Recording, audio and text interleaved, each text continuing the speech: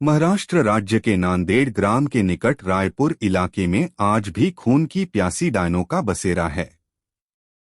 स्थानीय लोगों का मानना है कि यहां रात में गुजरने वाले लोगों को डायन पहले तो अपने वश में करती लेती है और बाद में उस इंसान का खून पीकर स्वयं को अमर करती हैं। वहां माना जाता है कि यह इलाका डायनों का है। यहां पर इंसान का कदम रखना खतरे से खाली नहीं है और अगर आप वहां पर गए तो किसी तरह की गलती आपके लिए काफी नुकसानदायक साबित हो सकती है। अगर आपको यह यकीन ना हो रहा हो तो आप यहां पर किसी भी पेड़ों में कील गाड़कर खुद ही देख लीजिए, लेकिन आप लोगों का मौत से सामना जरूर हो जाएगा। आप लोगों को भले ही यह अंधविश्वास या अश्रद्धा लग रहा हो तो इस भूतिया गांव का यही दस्तूर है। इस भूतिया गांव को अभिशप्त माना जाता है। यहां पर एक दो नहीं बल्कि सारे इलाकों में डायनों का बसेरा जमा हुआ है। नांदेड़ के निकट इस छोटे से गांव में डायनों की अब पूरा राज्य बसा हुआ है। यहां पर ऐसा माना जाता है कि पहले यहां एक डायन रहा करती थी, लेकिन डायन ने गांव की कुछ लड़कियों की आत्मा को अपने वश में करके उनको अपने साथ लगाई। आज वही लड़कियां इन डायनों के साथ मिलकर खुद को अमर रखने की कोशिश करती है।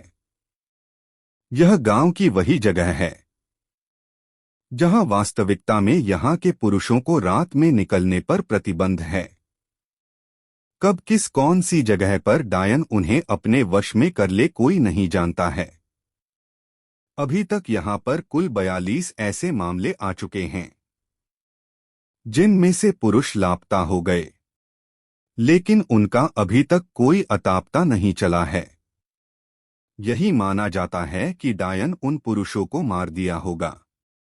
रायपुर में पेड़ों को काटने पर भी प्रतिबंध लगाई गई है। यहां पेड़ों के ऊपर डायनों के रहने की बात बताई जाती है।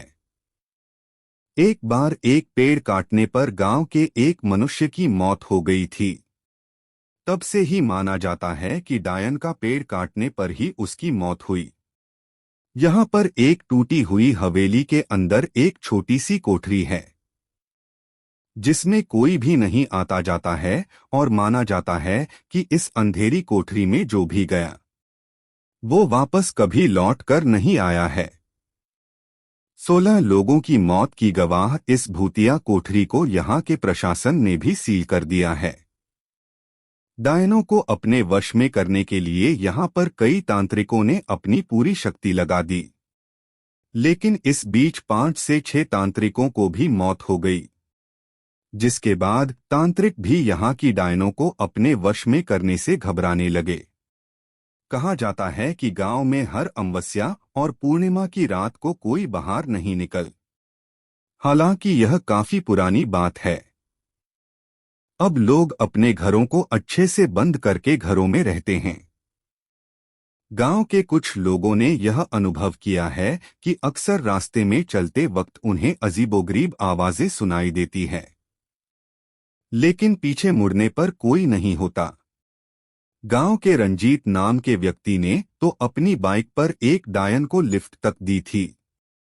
काफी लंबा रास्ता तय करने के बाद उसे एहसास हुआ कि उसके पीछे कोई बैठा हुआ है, पर उसने जब पीछे मुड़कर देखा तो कोई नहीं था।